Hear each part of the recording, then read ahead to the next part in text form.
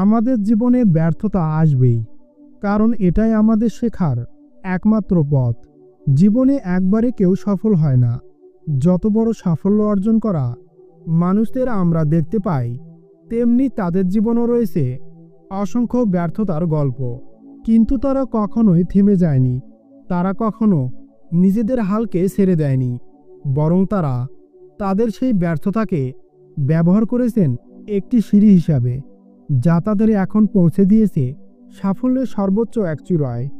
ব্যর্থতা মানে কি তুমি অযোগ্য তা কিন্তু নয়, বরং এটা প্রমাণ করে যে তুমি চেষ্টা করেছো।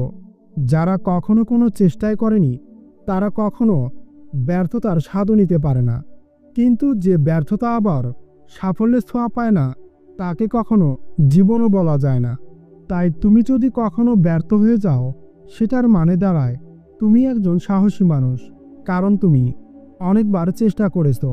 এমনকি নিচে পড়ে যাওয়া সত্ত্বেও আবারও উঠে দাঁড়ানোর সক্ষমতা তুমি তোমার নিজের মধ্যে তৈরি করে নিয়েছো। নিচে পড়ে যাওয়ার পর আবারও উঠে দাঁড়ানোর মানসিকতা সবার মধ্যেই থাকে না। প্রত্যেকটি ব্যর্থতা আমাদের কিছু না কিছু শেখায়। কোথায় আমার ভুল হয়েছে, কিংবা কিভাবে আরও বেশি ভালো করা যায়, নিজেকে কিভাবে শক্তিশালী করে গড়ে তোলা যায়। এই শিক্ষাগুলোই আমাদের ভবিষ্যতের জন্য বড় ধরনের ভূমিকা পালন করে। এখন হয়তোবা আমরা বুঝতে পারি না, কিন্তু সেটা আমরা পরে বুঝব। জীবনে যারা কঠোর পরিশ্রম করে, বারবার পড়ে গিয়েও আবারও তারা উঠে দাঁড়ায়, তারাই একদিন পৌঁছে যায় সাফল্যের সর্বোচ্চ চূড়ায়। তুমি যদি কখনো ব্যর্থ হও, তাহলে ভয় পেও না, কারণ এটা তোমার কখনোই শেষ নয়, বরং এটাই তোমার প্রথম যাত্রার প্রথম ধাপ। নিজের উপর বিশ্বাস রাখো এবং মন থেকে বলো, আমি পারবো। কারণ সত্যি বলছি, আমি তা পারবো। শুধু একবার নয়, শতবারও যদি লাগে, তবুও তুমি তোমার চেষ্টাকে চালিয়ে যাও। কারণ ব্যর্থতা তোমার শেষ কথা নয়, বরং এটাই তোমার সাফল্যের শুরুর কথা।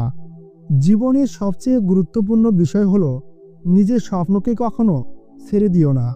এখন যারা তোমার চেষ্টা দেখে হাসে, কাল তারাই আবার তোমার সাফল্য দেখে অবাক হবে। তুমি তোমার মধ্যে সাহস রাখো, ধৈর্য রাখো, এবং তুমি তোমার নিজের লক্ষ্যের দিকে অটল থেকো।